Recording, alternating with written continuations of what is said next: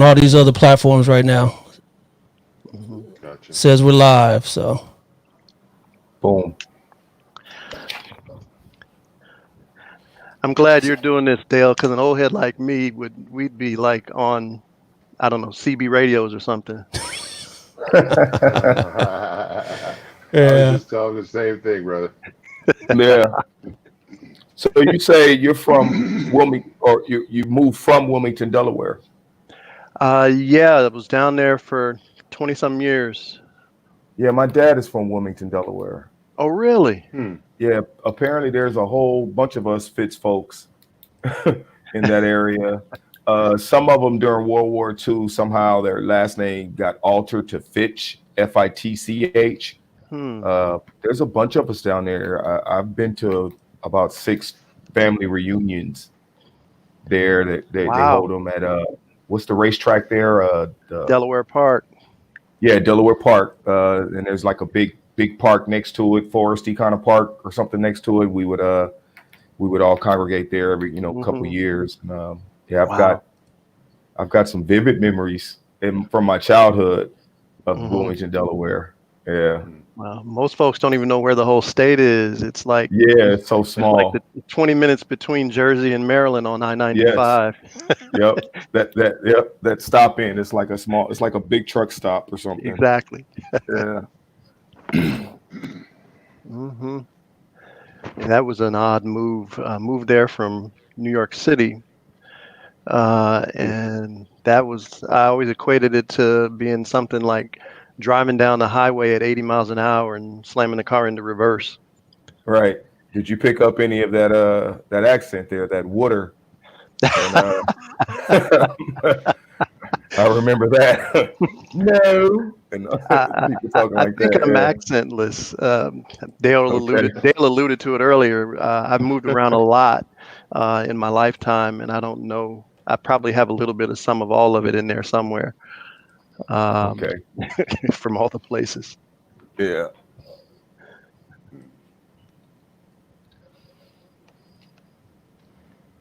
All right, doing some troubleshooting here real quick. Do you think, brother? Mhm. Double My wife. check we. I'm sorry. I was just going to say my wife and I figured out that between the two of us, her being an Army brat and me being a journalism brat, we've had 36 different addresses between the two of us Oh, over the goodness. Wow. years. No, but that's some good living though. At the same time, you don't realize that at the time, but think about the journey. Yeah, I totally get it now. Back then it was challenging, it's particularly when we were real young. But in hindsight, it's a beautiful thing because I can go to so many places. We both can go to so many places, and we know our way around. We know people there, and it's cool like that. And I'm glad about it at this point. Real glad about it. Just wish we could get out of the house. Mhm. Be steady with that. I was just in Jacksonville. So I'm in Miami now, but I was just in Jacksonville the last few days, Hmm. and I was surprised at the difference. There's very few people wearing masks. Um, you do see some things like I drove by a spin class that was outside in the parking lot with the bikes Hmm. spread all over, things Hmm. like that. So you do see some of the things that are different because it was about 95 degrees at the time and they were outside doing it. Man. Um, Mm. but yeah, it's yeah, I was just shocked you can't go anywhere in Miami without wearing a mask. Hmm. And and I get up to Jacksonville and it's like it's casual as ever. Wow. You know, it was surprising to say the least. I don't think we're ready for that here in Philly. It's too many people, and we're in too close quarters, Yes. and they don't have a handle on stuff yet. In my mind, they still got a lot of work to do to get people to do the things that'll start addressing these numbers. All right, I think we are ready. We got 2 people on Facebook watching. So let me get this set up.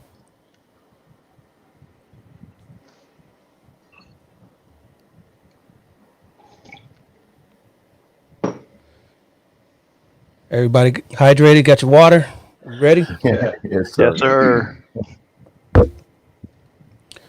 All right, I say let's do it.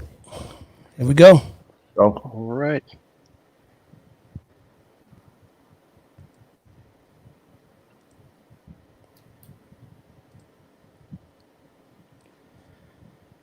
All right, ladies and gentlemen, how you guys doing today? My name is Dale. I'm the host of the Black and Blue podcast. I'm doing this live stream here today because I think it's something that needs to be done, needs to be heard, based on everything that's going on in our country right now. So this is my first attempt. I hope everybody can see and hear us right now on Facebook, YouTube, Periscope, and Twitch. I was trying to get us on the IG live, but that didn't quite work out. So, at any rate, here we go. I got a panel of guests here today that's going to help out on the show here, and we're going to talk about some things, namely the George Floyd incident out in Minneapolis. The first panelist here is a 24-year veteran of a police department out here in California. He's worked as a patrol officer, detective. He's worked burglary, narcotics, and majors narcotics. Please help me welcome in Tyrone Hunter Jr. What's going on, brother? How you doing, Dale? Good to be Uh, with you this we're evening. good. The next guest here is he's a pastor, but he's got a long history, a long laundry list of things he's done. He's like I said, he's a pastor now, but he's also worked in the financial services industry for about 20 years. He's moved all around. He's been in New York and D.C., Chicago, Atlanta. Right now he's in Philly doing ministry work. Everybody help me welcome in Jay Delaney. Hey, Dale. Glad How's to it be going, here. sir? Going well. Appreciate you Yeah. having me. All right. And then my next panelist here is he went to UCLA. He grew up out here in LA, but now he's out there in Miami. He is currently a quarterback coach at Gulliver Prep in Miami. He's former head coach at Compton Centennial High out here in the LA area. Help me welcome in Larry Fitz. What's going on, DP, my brother? man, how are you? I'm good. Good to see you. Good to see you. All right, so let me Thank you. I'm bring honored. so let I'm me honored bring to be everybody on with in. you, brothers. Yes, honored. So we all know why we're here. We're going to discuss some things that are going on in our country right now, and hopefully we can lend some understanding, some levity to the situation, and hopefully everybody will walk away knowing more than we did before we walked in. So let me show you right now. We're all talking about this gentleman here, George Floyd, out in Minneapolis, was stopped for a forgery. I'm just going to summarize real quick what happened there. He was stopped for a forgery call that Minneapolis PD got, and during the contact, somehow ended up on the ground. I would assume some struggle ensued, and one of the officers that was up near his head used his knee to put pressure down on Mr. Floyd's neck for in excess of 8 minutes, and at which time Mr. Floyd expired after they called the ambulance out. So there was a crowd there that was filming the whole thing, and they were, pleading with the officers to let Mr. Floyd up. He wasn't struggling at the time, but we all saw the videos. So that's where we're at on that. Let me get rid of that. All right. So what's going on now, fellas? We got a bunch of protests after that. The officer that was charged with killing Mr. Floyd, he was charged after a couple days of deliberation by the DA's office over there. I guess the feds did that. Let me ask you, Tyrone, what did you think when you first saw that? Being an experienced police officer, the tactics that the officers used out there. Uh, I was complete shock. I was in patrol for the better part of my career, and I was a 23 and a half years of actual time. And at no point in time was I ever trained in the academy as far as additional training meted out by the department that condoned a knee to the neck. The small of the back was where we were trained to put, not the small of the back, but the middle of the shoulders was where we were trained to put our knee, and not to put all our body weight. What I saw, it appeared to be this man putting all his body weight on the man's neck, and that was completely inappropriate tactics. Yeah, definitely. So let me go around the whole table here. Larry, what do you think when you saw that video? Well, I was immediately troubled. It's hard not to be, and I've seen the tactic used, and like Ty said, it was used in the small of the back. But I thought, under normal circumstances, you use that tactic until you have the subject subdued, and typically, you would relieve that pressure at that time. And I found the very casual nature of the officer with the knee in the back and hand in the pocket and things like that. I found that troubling. I found it as depraved indifference at a minimum. And I was eager to see what the result of it would be afterwards. So yeah, that's basically, I mean, I was immediately troubled and I was rushed with emotion. I got to say that at the same time. Yeah, I think we all had that same feeling. I know I did when I watched it. Jay, your thoughts on it? It took me a little while. First thing, it took me a little while to even be able to look at it because of what it was. I was hearing what it was, and the news would pop up, and then I would see out of the corner of my eye what was happening, and I just couldn't actually turn my face toward it to watch it. Eventually, I did, of course, see it. And excuse me, all I could think of, honestly, in watching and listening, my mind immediately, of course, went back to Eric Garner because of the I Can't Breathe. And it was disturbing to watch a human life ebb out of the person. Yeah, I mean, we all saw it. We could hear the crowd pleading, "Hey, let him up," and I didn't see any struggling. I mean, if there was more there, another angle that we didn't know, there were two other officers there as well on his lower extremities, and there was another officer there holding the crowd back, and they were pleading with him. They were recording it on their phones, and the officer there on his neck again didn't. He saw them. He was standing there looking at them, and he was cavalier about it, like you said, hand in the pocket and all that. And all of us watched as Mr. Floyd slowly went unconscious after pleading. He called out for his mom's name, right? He called out, let me up. I didn't see any struggling. So yeah, it was real troubling for us. And what we saw in the aftermath of that, what we got going on now with the protest, that's another issue. Let me show you here what I can get here. I don't know if you guys know, he passed on the 2-year eve of his mother's death. So Wow. He was calling out for his mother, and he was literally, I guess it was a moment of a tribute, to his mom, in memory of his mom. Yeah, it was the 2-year eve of the passing of his mother, the day he died. Wow. That's sad. Yeah. Let me show you guys a little of the aftermath that's going on right now. I'm sure we've all seen on the news, but just for our viewers here, I just want to show them here what's going on. All the protests. This is if you guys can see that what's going on in what happened in Minneapolis with the police station and the riots over there. It's just crazy. This is a video I pulled off of YouTube from The Guardian. We've got protests all over our nation. This is New York City. LA's got some stuff going on. San Jose. I think there was an officer that was shot up in the Oakland area last night. Federal officer. A federal officer in the federal building up there. You see, we got Denver.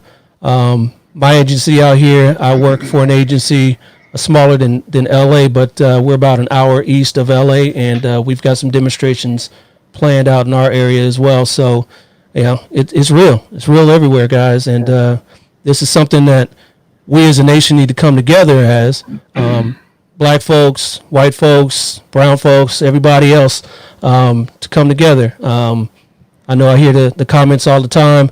What about you good cops? Why don't you guys speak out? You want to speak about that, Tyrone, about people asking about us good cops? Well, that's the one thing that you have to remember. And me personally, being a retired cop, I'm kind of hard critic on some of these new cops, and I'm old school. And the main thing is that you're supposed to go out there and do your job as you're trained, and not lose sight of taking care of the people that pay you to do the job. That's your job, period. If you go over above that, you take out personal issues, life issues, or whatever on these people, it's not going to work right as far as community, and hence what you see right now. And these people, I guess, that was the second issue, right, in Minneapolis that they had, Minnesota, right? Yeah, well, they had the officer. Philando Castile. Yeah, Castile. Yeah, that was. I don't believe that was Minneapolis. I think that was a suburb, but it was in that whole area. Yeah, it was in that area. So yeah. Well, what happens is, people get treated wrong, and they don't want to be treated wrong, and then eventually, things are going to come to the boiling point. In this case, with the advent of all the cameras and video and stuff like that, we didn't have as many videos in my day, but nowadays everything is caught on video. So people seeing a man with a knee to his neck, a police officer with his hands in his pocket, okay, what do people expect? But as far as what they're doing, I do not condone it at all. Okay, I don't think that we as a culture are seen in a favorable light by going in and vandalizing buildings and stuff like that. And I'm not saying that it's only black people, because on the forefront, from what I see a lot of white kids and Hispanic kids in there. It's a variety of kids, and more so those than the black kids. Okay. And but I do not condone it. I feel ashamed of some of the things I see. And those guys out there, the police officers, they're they go to work and they go home to their families every day. Okay, they want to be safe, protect themselves, and they also want to take care of those people. And they don't deserve some of the treatment that they're getting down there. Not all those cops out there are bad. I know that. I've seen some incidents where at work, and I said, I had to grab my partner and say, no, you stop right there, because I have to go home to 3 kids, okay, and I have to make sure there's a roof over their head, okay, food in their stomach, okay, water, electricity, and you will not take that from me and my family. And I've literally checked, partners like that, because, they're getting carried away. And I'm sure there's been moments where, somebody's pulled me, I can't remember, but I didn't have any excessive force abuse or anything like that when I was, in my years. So, that part right there, that part. Yep. So, before we get going, I want to encourage everybody watching right now. Tell your friends, your family, everybody to tune in. We're on all these major platforms: Facebook, YouTube, Periscope, and Twitch. You can comment as well. And if you got some questions of me or the panel, go ahead and comment on your favorite platform, and I'll make sure we get these out and on the screen. So Larry, you grew up here out in LA, and you've seen a lot of the stuff that we're talking about firsthand. This isn't a surprise to you, huh?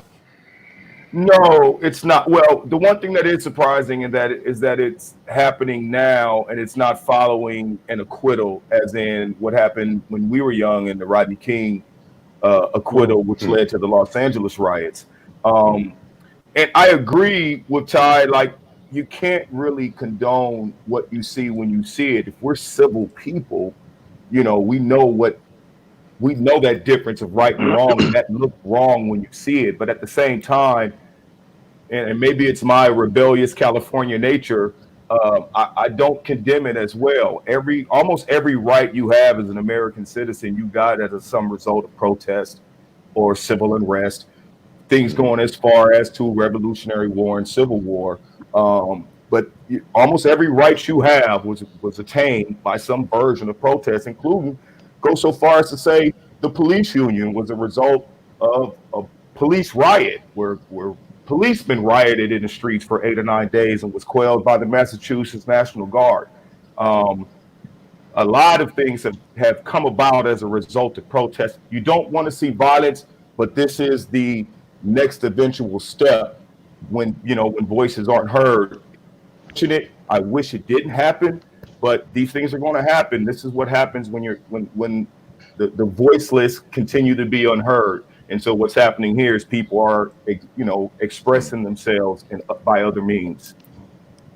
Yeah, I mean it's unfortunate. We've seen this, and at some point, it's going to come to a head. It's going to boil. There's a boiling point, and this was the boiling point.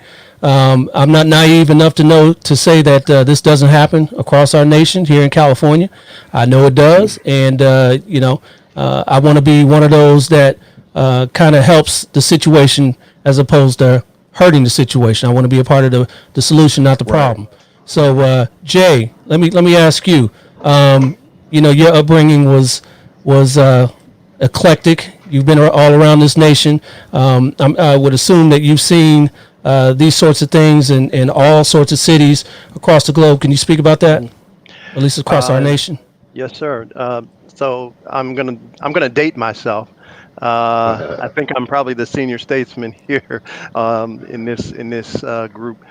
But my family lived in Bethesda, Maryland in 1968 when the riots started in the city. My father was a reporter covering the civil rights movement and covering the riots in the city. And then in '69, the summer of '69, we moved into DC from those suburbs and began to experience some of the stuff that everybody who grew up in a major city that had riots and responses to what happened in '68 when Dr. King was killed, and riots prior to that as well. We had an interesting awakening as young kids in the late '60s.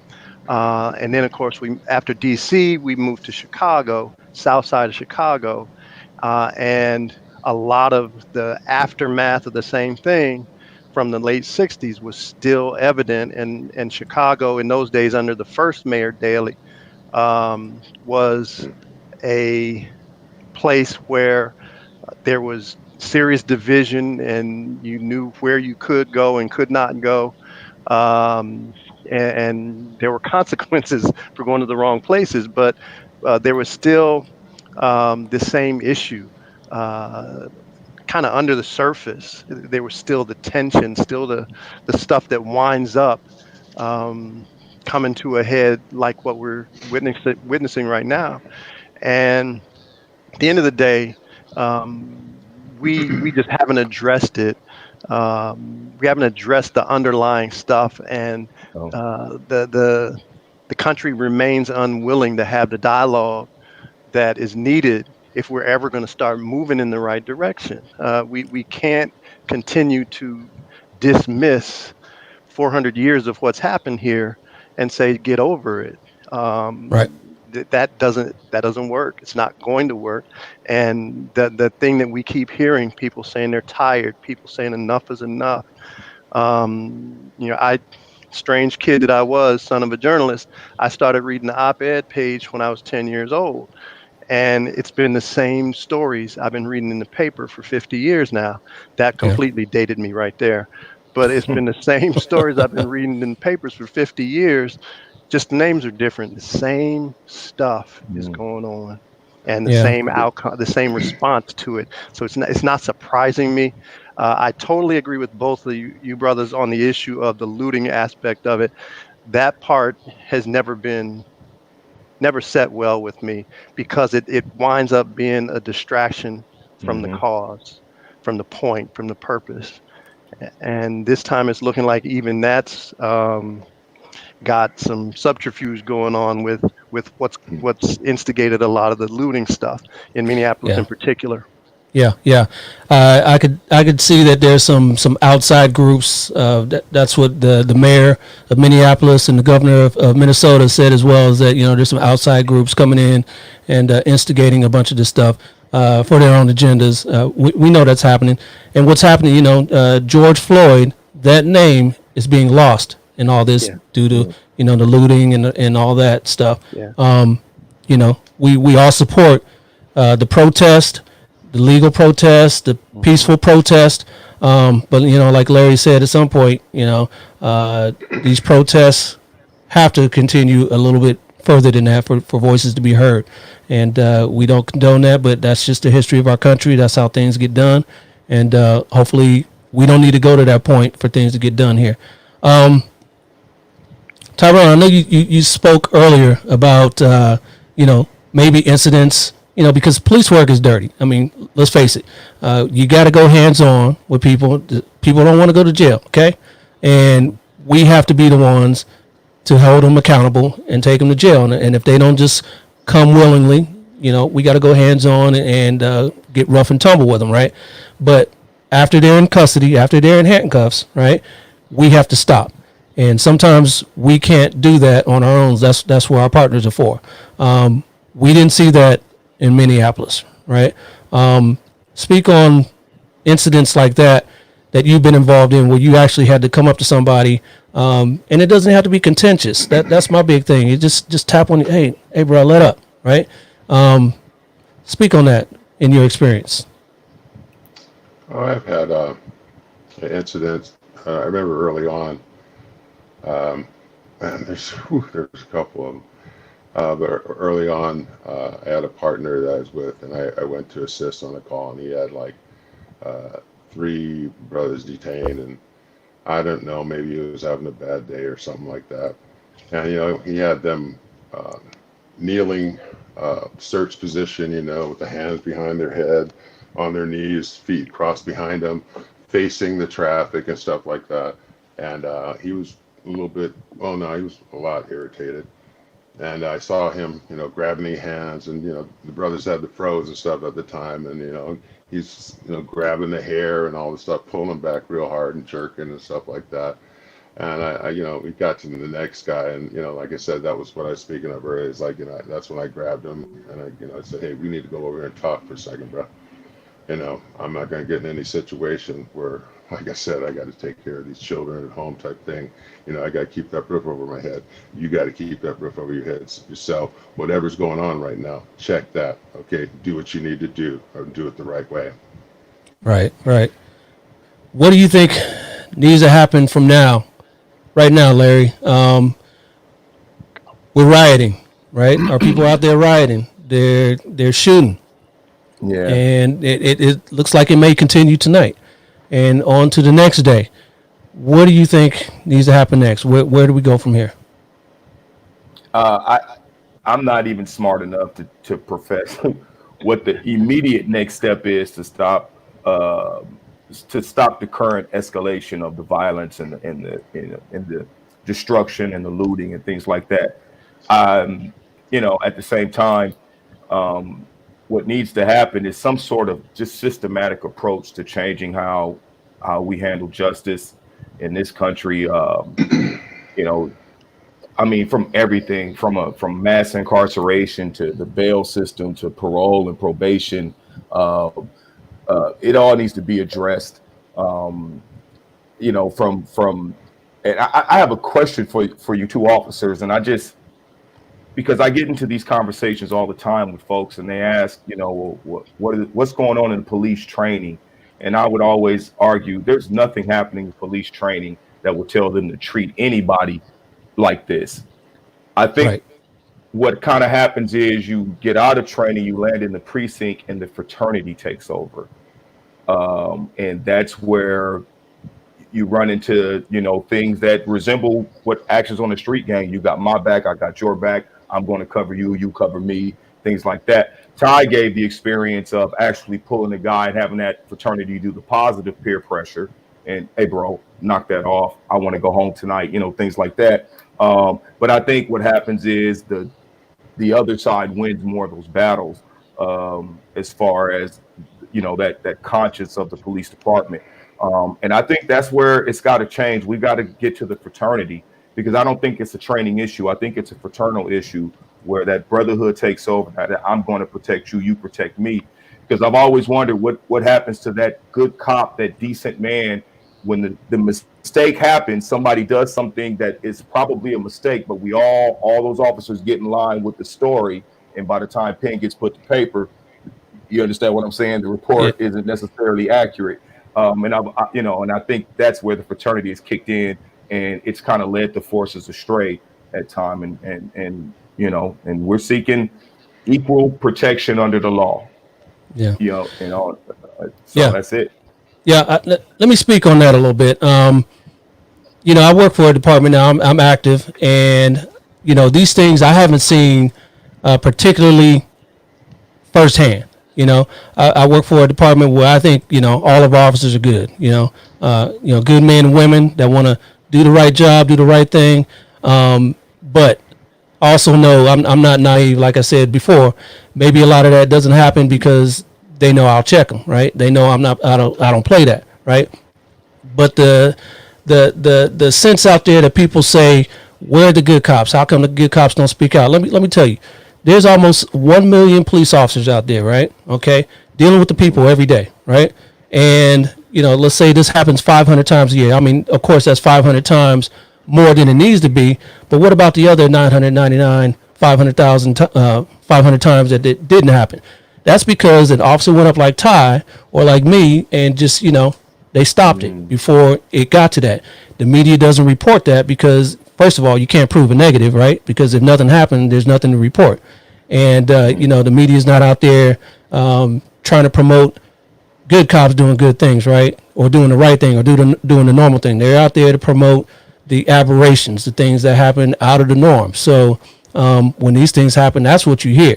Of course, social media now, right? Social media is what's driving a lot of this stuff, and, it's, we got good cops out here. Let me show you something right now.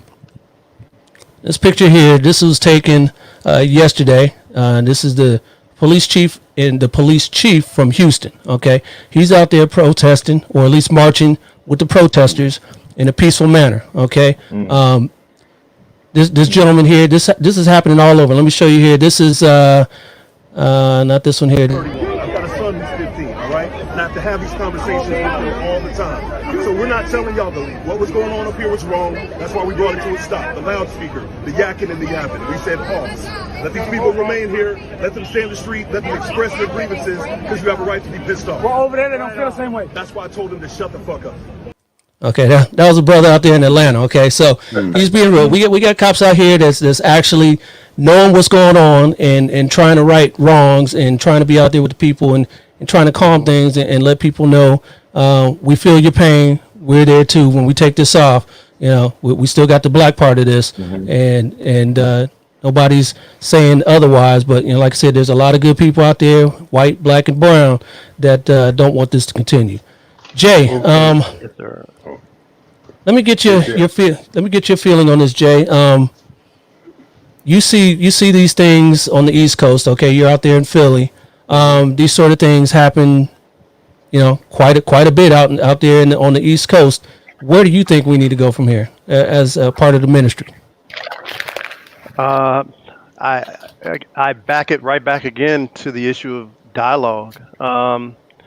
I've never been a police officer, but with my, I guess, citizens' take on things, I always felt like there would be a benefit to kind of some of the old school or old style of policing, community policing, I think it's called or referred to, where we the community know the police in our area and vice versa. The example I've often used is if the police in the area know the people, they're familiar with the players in a neighborhood, when they roll up on a scene that something's going on, it's like, oh, they can roll up on it and it's like, oh, that's nothing. That's just Joe. He's kind of lit every Friday night. We don't need to come in and bust heads. They're not doing anything. So again, the whole idea of um, knowing the people in the community and vice versa just looms real large for me. If we're going to um, change the some of the outcomes that happen in my neighborhood, I live at the very edge of Philadelphia, West Philly, and I don't know the police officers in the neighborhood. We had been living here 2 weeks. We just moved in this house in September. We had been living here 2 weeks. In the middle of the night or early, when it's still dark, the alarm goes off in the house. A few minutes later, the police show up. I was more afraid opening my door when the police knocked on it than I was at what might have been going on with my alarm going off, because I'm a large black man in my house where the alarm in a house where the alarm is going off in West Philly. And so I'm like tentatively opening the door, poking my head around, and I'm immediately explaining that I'm the owner of this house, et cetera, et cetera. But just again, for me, it so many things just back into the issue of relationship. If we all know each other, it makes it easier for us to deal with each other, so that I don't get nervous whenever I run up on an officer or they run up on me, because I see a familiar face and he sees or she sees a familiar face, and we can kind of know, oh, let's talk about whatever's going on here. There's no need for anything that even goes in the direction of something escalating, because we know each other. We know what we're about. Excuse me. Yeah, definitely. So, gentlemen, we've got riots. We've got stuff that's going on every day with police officers and people of color, right?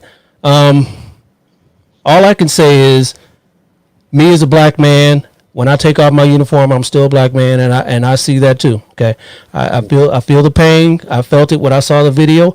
I felt it way back when Latasha Harlins got killed back in the 90s.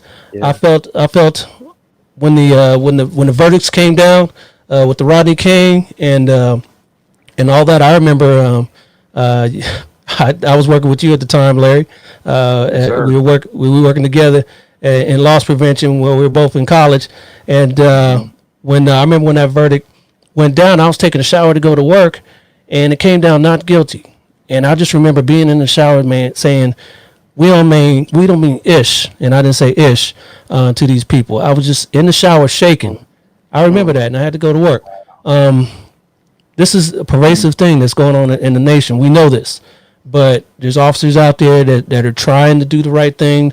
Yeah, we've heard it time and time again. Bad apples, right? Bad apples. That's overused. We don't want to say bad apples anymore. We want to make some change happen.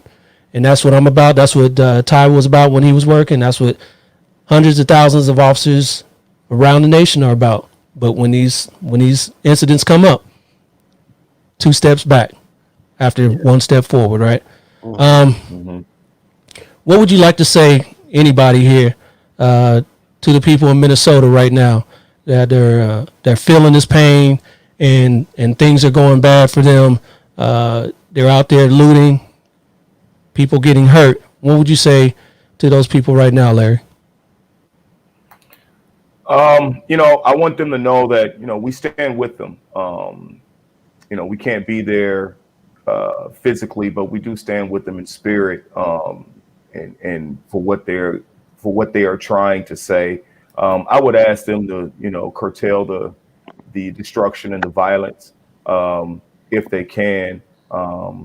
But like I said, when I first saw it and when I first saw the energy started, I was energized, man. And if I was probably 20 years younger, I'd probably be standing in some officer's face yelling an obscenity or two. At the same time, I'm with them. But at the same time, you and I, Dale, we went through the LA riots.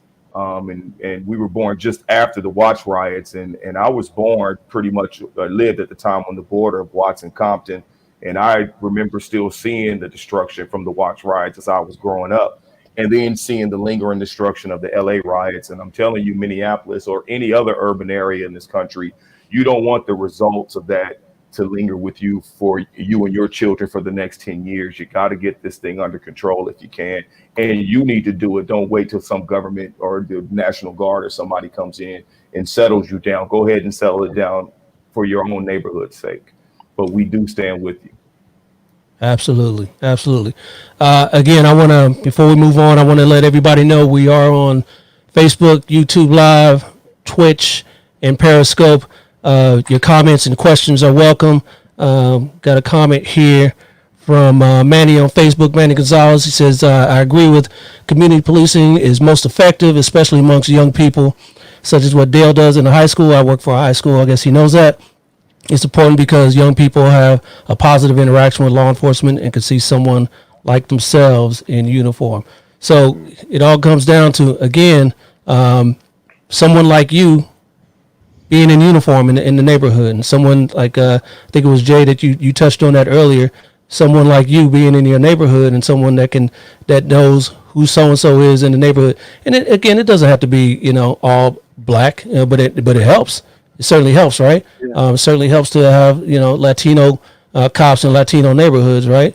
So these are things that we can work on as a nation, as a community. Tyrone, Ty, what's your feelings right now?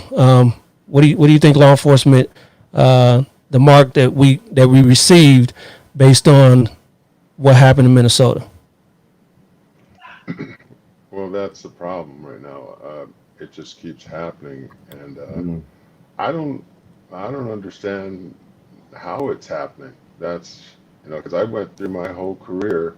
And like I said, I was on for 24 and a half years. I did 23 and a half actually in the field and as a detective and stuff. But I used my baton 2 times. Listen to what I said. I used my baton 2 times in those 23 and a half years active in the field. And those came after, I think that was like the last 4 years of my career before I was medically retired. As far as fist altercations, I could probably count on one hand, maybe 2 hands, where I had to, go hands-on fist with people. That's going to happen. But the thing is, the people have lost the ability to speak to people as human beings, and that's the one thing that I tried to do in my career, because Dale knows a little bit about me. I used to be a former homeless man for almost a year of my life, so I know both sides of the fence. You know what I'm saying? So I when I would come up to a homeless person, I would look at them as like, I'm no better than you. I know exactly how you are, and then I would tell them, boom, and I'd lay that story out, and all of a sudden you see their jaw drop down to the sidewalk, and I go, yeah, that's what I used to be. So it's just a matter of how how much of yourself you give to them, and that's how much they're going to give back. If you walk around, with your jaws all tight and rigid, stoic and acting like you're not going to, be involved in, you're the better than them, you're not going to have any rapport. And I think that was one of the things that I, hopefully I was known for, was being rhetorically inclined and being able to speak with people, you know what I mean? And that's why I didn't have to use these, and I only used that stick 2 times. And like I said, 23 and a half years of my career, and like those were like the last 4 years. Can you imagine? So yeah. And like I said, let's not be naive. Police work is dirty. There's going to be times when we got to go hands-on, and people don't want to go to jail. And we know that as young ones running from the cops, that, that's what happens. But what's supposed to happen, and we all know that, but what's supposed to happen is, if we get caught and we become locked up in handcuffs, that's it. If we're not fighting, we don't expect to get fought with, right? The problem here is that didn't happen, right? Mr. Floyd was in handcuffs. He was laying on the ground, and he wasn't struggling from what we can tell. Now, if there's more to the story, please let me know. From all we could tell, the four of us here and across this nation could tell he wasn't fighting, right? At least at that point. And He was handcuffed. he was handcuffed, and I've heard stories that for one, that's a tactic that they use at Minneapolis PD, where they use their knees, their legs. They are allowed. It's in their policy to subdue people on the neck, on the throat. It's the LVN, that we use, the chokehold that we used to use out here in California for a while. I think we still do it in real situations when it's calls for it. But that's in their policy that they can use that. And maybe he went overboard. Maybe he was in the wrong spot. I don't know. To me, it sounds dumb that a knee, throat. I mean, that just doesn't compute to me. But maybe that's how they do things in the Midwest. I don't know. But again, where I was getting at was, once someone isn't struggling anymore, they said he was struggling a little bit. They said he was spitting on them. They were waiting for the spit mask. This the sock that you put over the face. Just scoop him up, put him in the ride, right, and let him spit all he wants in that car, right? You don't own that car. It ain't your car. Why are you worried about it, right? Just scoop the dude up, put him in the car, and let him spit there. So, but we saw he was on his neck, and they were on the ground for 8 minutes. Me personally, I wouldn't even want to be knelt down for 8 minutes. So I'd be like, "Hey, yo, let's get this dude up." My back, my knee. So that's another story for another day. Gentlemen, If I could jump in for a second. yeah, absolutely. I was just going to mention the challenging part in what I saw. It kind of transcends black man and goes more to man, and being not a small man. If someone was to come and take me and grab me up from side, back, what have you, any motion that I make as part of that in that interaction is probably going to feel like what gets termed as resistance. I could turn my head, and because there's muscle up under all of this fluffiness that I have right now, it may feel like something, and that's part of the challenge to understand and come to terms with. Because there is a man reaction. I phrased it that way in something I wrote earlier this week. There's a man reaction that's going to happen if somebody comes and grabs you up. It doesn't even have to be, I'm about to punch you in the face. It can be just a movement because somebody grabbed you, and it begins this thing that turns into other stuff, and it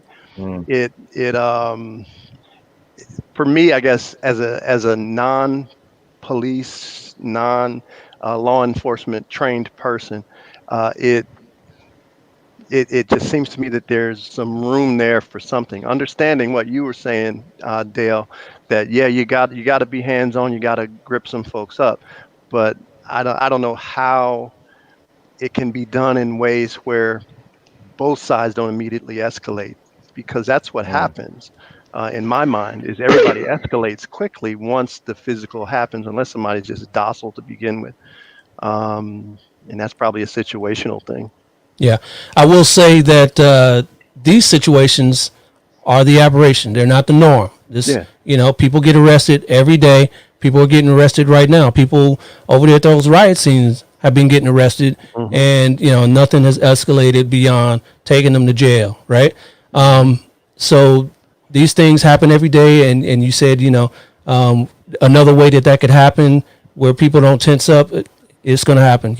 There's always tactics. Ty, you could speak on that. Tactics where you can, surprise somebody and handcuff them, do it, without, because again, we don't want to get into a fight either, right? We as the cops, we don't want to get into a fight either, because there's always somebody bigger and badder than you, right? That can whoop you up, right? Or there's always a chance of being injured, right? We don't want that paperwork either. So, right? So, So a lot of times I'll let you behind the steel curtain here. A lot of times what I do is, when we search people up, and and we're done, and we're still just talking to him because we searched him for weapons, and we're talking to him, and for some reason we decide, okay, now we're going to take him to jail. Okay, if you pull out your handcuffs, right? If I pull out my handcuffs, you gentlemen know, okay, if you're going to fight with me, oh, I'm going to jail, right? I don't do that because, right? What I do is I say, hey, brother, I might have missed something. You mind if I check you again? So they turn around and let me check them again, and then click, right? So nope, yeah. So I don't give them the chance to want to fight me, right? That's if I'm going to take them to jail. So these are tricks that us old cats learn, over the years. Young cops out there that say, oh, let me just take you to jail, and then you end up with a fight. So these are things that can happen. But like I said, people are going to jail every day. People are going to jail right now, and nothing's happening. So just let that be a word, my last word on that. We got the Floyd situation out there in Minneapolis. We know things are going to be going to court. We don't know the other officers involved there are going to be charged or not. Tyrone, what do you think about that? Who do you think, or if anyone at all, needs to be charged in that situation? Would it be the other two officers that were down on his legs? Would it be the officer that was holding people back? What do you think about that? The letter of the law says that there's actually three other officers on him. There's one on his legs, and then two on his torso area, and then the other guy, what's his Chauvin, I guess his name is, was the guy with the left knee on the neck. Chauvin, he had every opportunity when he fell limp to check on him, and he didn't, and he maintained that position for, I guess it was a better part of almost 9 minutes. And then the other two men, three men that were next to him, it's their responsibility to make sure that all department policies are being followed. The knee to the neck, I don't care if it's Minnesota, California, or whatever. That guy falls limp. Somebody needs to grab that guy off of that guy's neck, okay, and pull him back and say, hey, enough is enough. In this case, they didn't do that, so they're just as liable. And that's the spirit of the law. You don't want those guys to go down. They got kids and stuff like that. And maybe that guy was a little bit over aggressive, and in this, in the moment, they thought they're helping out their partner and stuff. But the bottom line is, a man fell limp and a man died there because of their actions. They're all culpable. Yeah. Let me let you guys know my opinion, what I think happened there. Okay. I think a struggle ensued, right? Mr. Floyd ended up on the ground, and they were struggling with him to get the handcuffs on, right? Chauvin used that tactic to subdue him as well, right? And there's all kinds of stuff going out that he's racist, and all white cops are bad, and this, that, and the other. I don't think he set out to kill Mr. Floyd, right? What I think happened was, like Ty said, he went a little overboard, right? Probably what happened was the crowd, they gathered, and they were all yelling at him, yeah, let him up. And you could tell by the look on his face, is like, wait a minute, I'm the police. Y'all don't tell me what to do, right? He got caught up in his feelings. That's what happened. Contempt of cop. Yeah. Remember that, right. Contempt of cop. Exactly. He got caught up in his feelings, and he's not, y'all don't tell me what to do. I'll stay here as long as I damn well please. And then when things went south, now he's like, oh, excuse my language here, Jay. Oh, shit. He died. Right. So, it is what it is. That's when, partners, when, it's not always a bad thing when your partners look out for you. His partner should have looked out for him and said, hey, let up, right? And then he would have been not in jail right now, and Mr. Floyd wouldn't have been dead, and we wouldn't be having these riots. So I think you got another comment here. Push this up on the screen here. Tammy Dixon on Facebook said all of them should pay. How you doing, Tammy? Quite possibly, all of them should pay. That's not up to us. I think they should all be held accountable one way or another. I will say that. Larry, what do you think? I mean, I don't want to put your business out there in the streets, but we've had some talks over the years, and you told me about situations where you. Down. Yeah, I've calmed down. I'm not as I used to be. Yeah. No, yeah, I've I had I think I was 18 or 19, and I was once snatched through the window by I don't even want to mention the department. Snatched right through the window, and I'm fully aware. I grew up, gang culture, Los Angeles. I had a hat on. I saw the officer. I tried to snatch the hat off real quick, and I saw him loop around behind me and try, and commence to pulling me over. And when I pulled over, because I turned onto the freeway on ramp, I guess he thought I was trying to run from him, but he hadn't turned his lights on yet. So when he turned his lights on, I immediately pulled over. But before asking me for anything, he reached in the truck, reached in my car, and snatched me out of the car. And he didn't damage anything, but he roughed me up a little bit. So I have some experience on the matter. My mom raised a fit and was eventually told, "Yeah, ma'am, nothing's going to happen.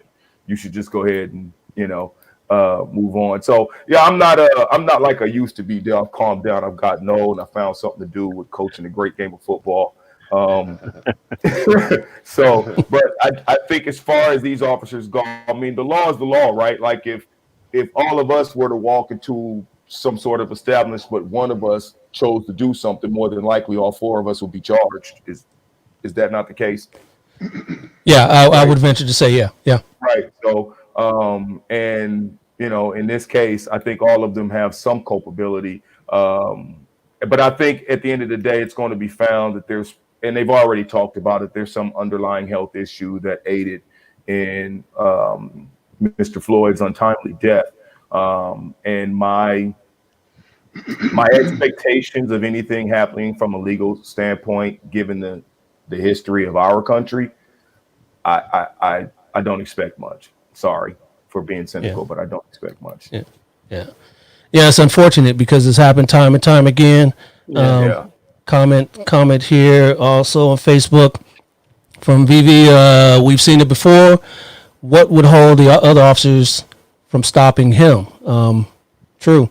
And Tammy's commenting again. Help me understand the charge of third degree, and that was for Chauvin. I don't know. Things are maybe different in Minnesota as they are from what they are here in California or wherever you are. So I will say we were talking about, Larry, you were talking about underlying health issues of Mr. Floyd.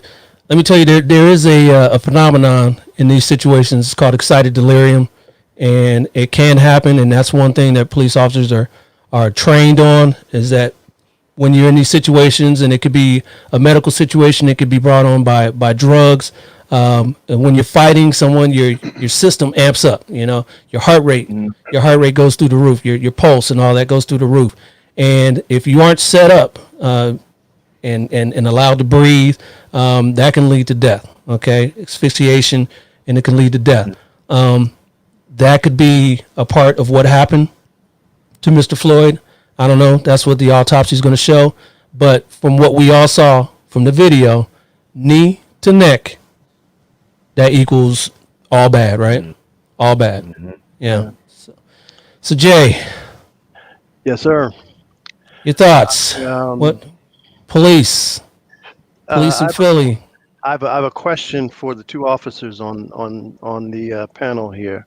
We're here. Um, and again, I have no experience in the area. If someone is restrained, because one of the things that just baffled me about the whole uh, uh, picture I was watching when I saw the clip was, okay, this man is on his stomach, his hands are cuffed behind his back, and he's got more officers around him than there are of him.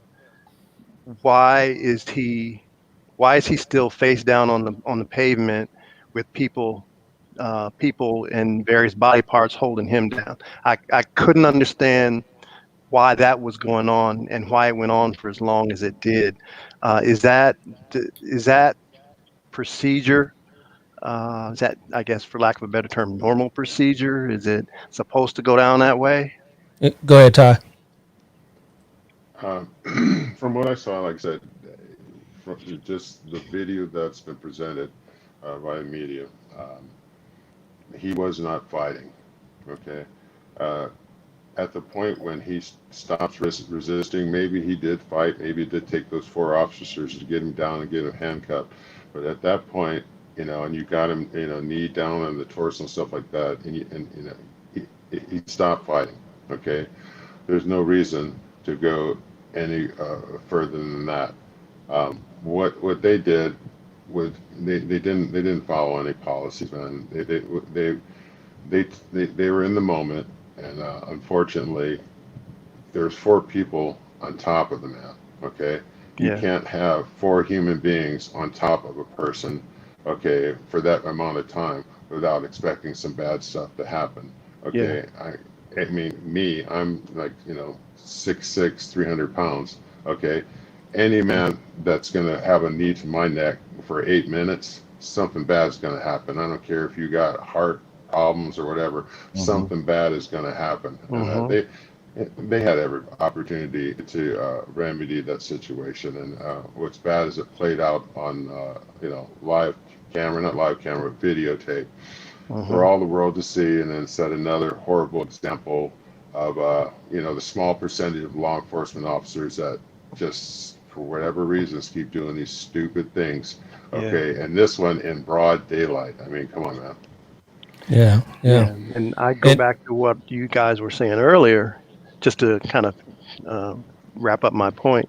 I go back to what you guys were saying earlier about,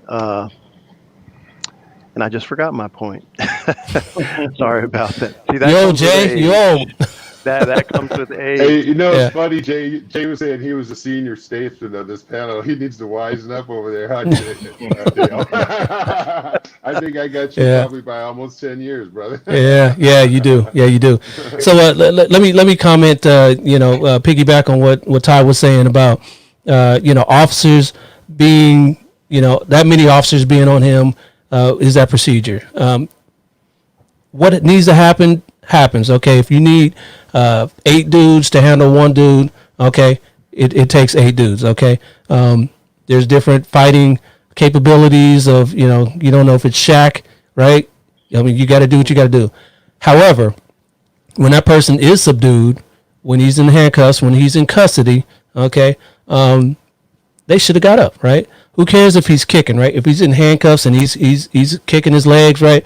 If you stand up and walk away and he's kicking while he's laying on the ground, what's the issue? Why did they need to hold his legs, right? You just stand up and you walk away. He's handcuffed, right? So I don't see that. They said he was spitting, so they're waiting for a spit mask. You're waiting too long. If you got to wait that long, again, like I said, just scoop him up, put him in the car. They were at a car, right? They were at the back of a police unit, right? Yeah. Open the back door, throw him in there, shut the door, and let him spit in there. So I don't understand. There's no particular procedure on that. Mm-hmm. Like I said, there's tactics on how we should and should not do things. But as far as getting someone under control, you do what you got to do to get someone under control. But once they're under control, that's it. We're done. Time out. We're done. So, to answer your question, that's it. And I remembered my point. the way they had him positioned, though, he's high risk for positional asphyxia. Yes. That's exactly. I think when they're doing all this preliminary stuff, and it seems like they're trying to give a little play to the law enforcement department and stuff like that, and give them some love. But when all this comes out, the autopsy comes out, I think it probably will be positional asphyxia. Yeah. Along with some of these underlying health issues. Right. In which case, all they had to do was, once he's in handcuffs, just sit him up on his butt. Yeah. Okay. But they didn't. Why they didn't, we don't know. All right. Hence, Larry, yeah. Well, first of all, there was other video where they had him seated down against the wall, cuffed and seated down against the wall. Yeah. Before the kneeling incident happened. Yeah. I'd just be curious to find out exactly how things went from 0 to 100 so fast. Well, what I think happened was he was sitting along the building there. They were doing their investigation, And then they figured out, okay, he's going to jail because I think there was another guy there too. He's going to jail. He's not. Let's sit him up and walk him to the car. When they're walking him to the car, that's probably where he struggled a little bit, Right, or right, like right. Jay was saying, they thought he was struggling because he tensed up a little bit, brought him to the ground, and then that's where we were. So, Jay, you say you remembered your point, Yeah, or I was did you just forget it again? remember it. I legit remember it now. Okay, just that I was agreeing with you guys that I think they all have some culpability there. Um, Probably, of course, in differing degrees, but a man's life is over now, and the partner or partners didn't check um, their guy. They didn't check him, and they didn't check each other and say, okay, let's get this done. I hear you with that, with what you were saying, Dale. He's in custody. He's been subdued. Let's get him in the car, and he can thrash all he wants to inside the car. He's not getting out of there. Um, I just didn't understand the need for him to be restrained for that extended period of time, waiting for a spit. I think you call it a spit mask. Yeah, spit sock, spit mask. Yeah, Mm-hmm. it's when someone's spitting at you, it's a hood that they put over there, and then you just Uh-huh. spit on yourself. Basically, you're spitting on yourself Okay. instead of everybody else.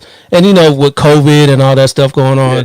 on, yeah, they probably would want one, but if you got to wait 8 minutes for one, it's probably too late because he could still be sitting there spitting and getting all that on you anyway. So just breathing. Yeah, he could be breathing, which is what we want him to be doing.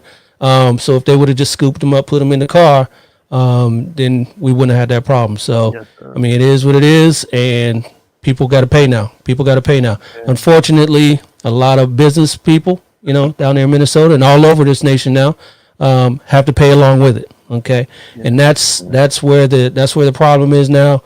These peaceful protests have escalated past peaceful and gone way beyond that. We've got people getting hurt, and that's where we draw the line. That's where I draw the line, and I want to go home. I got a family, and I want to see all you guys' smiling faces as well for another debate. And we're gonna handle business. We're gonna handle business to stop that as best we can. And peaceful protests, I'm all for it. I'm all for it. Hey, I might be out there with you too, right? But you start vandalizing and you start hurting people, that's where I'll draw the line. All right. Yeah. Closing thoughts from the panel. Larry, go ahead. Well, like I said at the start, it's an honor to be on with you brothers and have the discussion. It is a much needed discussion. And the answers aren't going to come immediately. They're not going to come overnight. It's got to be worked on. It's got to be, goals have to be set for what we're trying to attain. And we got to, march after it, man. It's not an easy task that we're set with. But we have got to start to turn the tide and make the change towards, the type of citizenship that we really want as Americans. Definitely. Jay. Um, yeah, I would just echo some things said earlier. Heart is um, definitely with the folks in Minneapolis, and now as this thing fans out across the country, we just have to protest correctly. The looting needs to stop. It's detracting from the narrative, and that benefits other narratives that don't need benefit. And then lastly, I fully get and believe and buy into the idea that it's that 0.1% or whatever it happens to be of officers who are the ones, the so-called bad cops, that make it bad for everybody else. And it's kind of like every other community that we see. It's not everybody that's messing up. It's just a few that mess it up for everybody. I think I would be remiss if I didn't at least throw in a quick plug that I think we need to deal with the issue of moral versus legal as a nation, as a body of people. because legal only comes into play after the problem happens.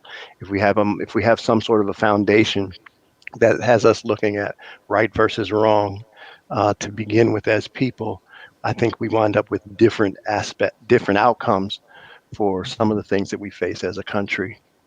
Yes, sir. Yes, sir. And real quick, another comment on Facebook. Tom Ramirez just wants to comment that this is a great discussion. I agree. I appreciate all you brothers coming on. Ty, last word. You know, I just feel for my law enforcement brothers and sisters out there right now. I know they're going through a lot, and I also feel for the people out there right now because they've been suffering with a lot. It's on a continuum. So I understand both sides. But if there's, if this goes out any further than just a couple people, and if it goes out to a lot of people, the main thing that you have to do is be the change within yourself. You know what I mean? Be the change within yourself. Okay. If you start with yourself, okay, all the things around you are going to get better. Okay. And that's what we have to hold ourselves responsible. Okay. Because there are black on black crimes out there. I understand that. And hostilities in the hood and stuff like that. Okay. I came from the projects in Detroit. That's where I got my start as a very young kid. But the thing is, you have to take it upon yourself to be the better person. Don't get into incidents and situations where, hey, you got arrested for fraud. I'm not blaming this man's death on, his activities or whatever, but you have to be the change for better. Okay? That's where I'm at with that. I totally agree. Amen. Yeah, amen. I appreciate all you brothers coming on for this topic today. It is much needed. We needed to hear it. Our nation needs to hear it. And again, we were simulcast on Facebook, YouTube, Periscope, and Twitch. Hopefully next time we can get more people involved. This is the first time out. I appreciate you guys. Thank you. This is really good stuff. I love it. And looks like our viewers loved it as well. Let me see if we got one more comment here before we get out of here. Carol Peters, I think I know that lady somewhere. I think I know her somewhere. She said, she said, excellent discussion. That's my mama. Love my mama. So thanks for tuning in, Lisa. yeah. And the wife and the mom, everybody that chimed in. Thanks, Tammy, for tuning in as well. She said, yes, sir. Yeah. Let me answer Tammy's question. Tammy asked that question about third degree. Tammy, that's like in the heat of the moment, okay, or accidental death. It wasn't planned or intended. That's what that is. So it's basically, this is the accidental heat of the moment type death. So that's why they rendered a third degree murder charge so far. Yeah, kind of like what I went into earlier. He kind of caught up in his feelings. Was trying to subdue the dude, and before he knew it, he didn't intend to kill him, but that was the outcome. Okay, you got to be held accountable. Yeah. Regardless, if you caused the death of someone else. A couple more comments before we get out of here. Vincent there on Facebook says prayers to all of you. Keep up the good fight, everyone. One love. And the Avery Pack, great discussion. So we think it was a great discussion, and we thank everybody for joining us here on Black and Blue Live. Thank my guest Larry Fitz out of Miami, Jay Delaney out of Philly, and my man Ty Jr. out here in California. My name is Dale. I'm the host. I appreciate you all. We'll see you next time. The Black and Blue podcast will be released every other week with discussions on minority police officers, and we're going to do this live discussion again probably in another 2 weeks on another topic. Hopefully it's not as pressing as this topic was today. Hopefully we'll get things back to normal. We won't have to talk about COVID. We won't have to talk about Minnesota, and we could talk about something else. Maybe we could talk about the Lakers. How about that? As we get back to our norm. Yes, sir. Oh man, wouldn't that be nice? Yeah. Hey, all right, nice folks. To meet everybody. It's a pleasure. Thanks so much. All right, gentlemen. All right. Peace. Peace.